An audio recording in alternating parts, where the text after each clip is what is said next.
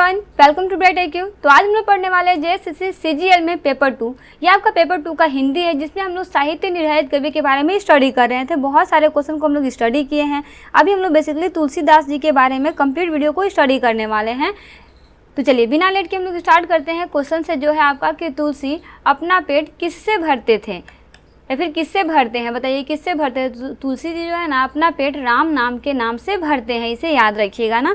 वहीं आगे बढ़ते हैं, देखते हैं नेक्स्ट क्वेश्चन जो है आपका कि कृष्ण गीतावली किसकी रचना है। बहुत इंपॉर्टेंट क्वेश्चन है ये आपका ना। तो देखिए कृष्ण गीतावली जो है ना वो आपका तुलसी जी की रचना है, इसे याद रखिएगा कि कृष्ण गीतावली किसकी रचना है, तो तुलसी जी की रचना है। वहीं नेक्स्ट क्वेश्चन है आपके पास कि तुलसीदास सीता से कैसी सहायता मांगते हैं, बताइए कैसी सहायता मांगते हैं। तो जी हाँ, तुलसीदास जो है ना वो सीता से वाणी की सहायता मांगते हैं। वहीं नेक्स्ट क्वेश्चन है आपके पास कि तुलसी को किस वस्तु की भूख है। देखिए वही सेम क्वेश्चन आपके पास रिपीट हुआ है ना। तो तुलसी को जो भूख है ना वो भक्ति की भूख है ना।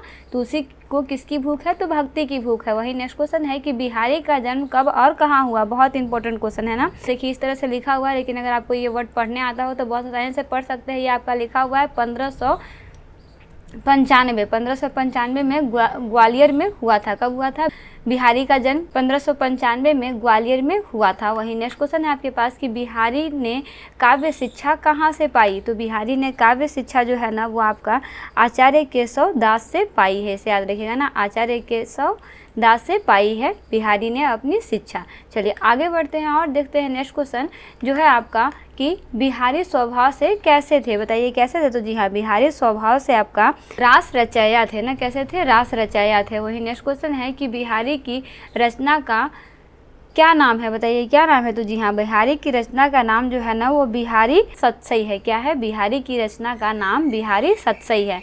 आगे का क्वेश्चन है आपका कि बिहारी की कितनी रचनाएं उपलब्ध है, बताइए कितनी रचनाएं उपलब्ध है। ये सब सारा क्वेश्चन आपका बहुत इंपॉर्टेंट है। तो जी हाँ, बिहारी की टोटल एक रचना जो है ना वो अभी उपलब्ध है, इसे याद रखिएगा।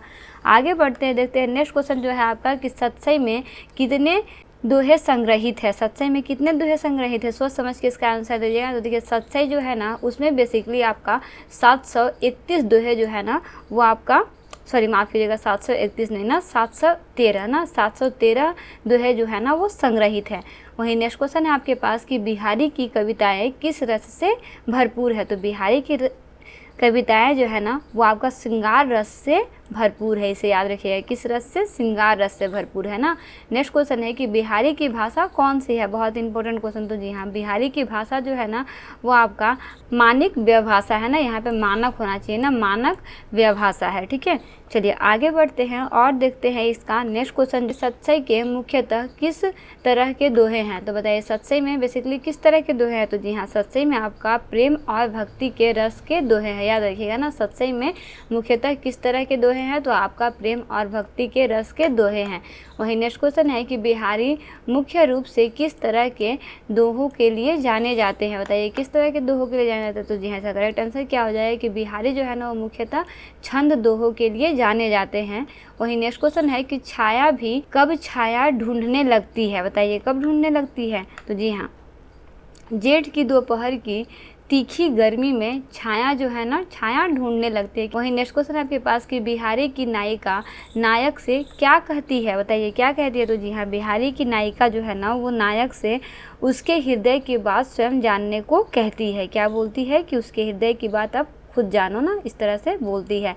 चलिए वही नेक्स्ट क्वेश्चन है आपके पास, सच्चे मन में राम बसते हैं, इसका स्पष्ट कीजिए, इस अर्थ को स्पष्ट कीजिए, इसका मतलब क्या हुआ। तो जी हाँ, सच्चे मन में राम बसते हैं का स्पष्ट जो है वो ये है कि हृदय की सच्चाई ही ईश्वर प्राप्ति का मार्ग है ना। ये इसका स्पष्टीकरण है, आप बोल सकते हो इसका एक तरह का अर्थ है ना। चलिए आगे बढ़ते हैं और देखते हैं नेक्स्ट क्वेश्चन जो है आपका कि गोपियाँ श्री कृष्ण की बांसुरी क्यों छुपा लेती हैं।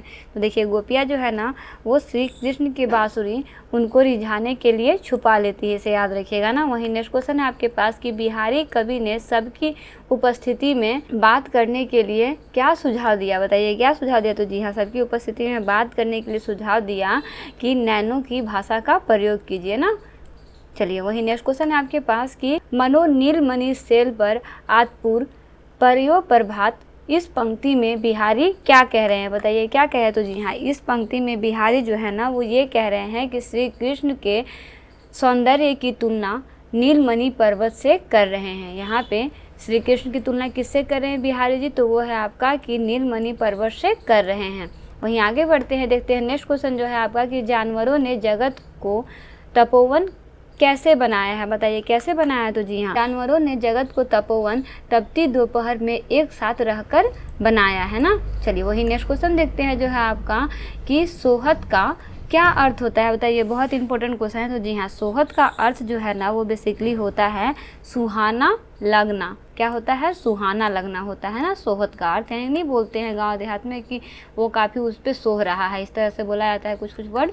वहीं नेक्स्ट क्वेश्चन है आपके पास कि जब माला छापे तिलक सरे न एको काम, इस पंक्ति में बिहारी ने क्या संदेश दिया है, बताइए क्या संदेश दिया। तो जी हाँ, इस पंक्ति में बिहारी ने संदेश दिया है कि आडंबरों से ईश्वर मिलते हैं ना। क्या बोला गया है कि आडंबरों से ईश्वर मिलते हैं। चलिए वहीं आगे देखते हैं नेक्स्ट क्वेश्चन जो है आपका कि बिहारी के दोहों की क्या विशेषता है, बताइए क्या विशेषता है। तो जी हाँ, बिहारी के दोहे की विशेषता जो है वो ये है कि गागर में सागर है, थोड़े शब्दों में बड़ी गहरी बात समाई है, ये इसका इनकी विशेषता है ना। चलिए वहीं आगे देखते हैं नेक्स्ट क्वेश्चन, नीलमणि शैल का क्या अर्थ होता है, बताइए क्या अर्थ होता है। अभी जस्ट हम लोग समझे थे ना। तो जी हाँ, नीलमणि शैल का अर्थ जो होता है ना वो आपका नीलमणि पर्वत होता है। क्या होता है, नीलमणि पर्वत ना।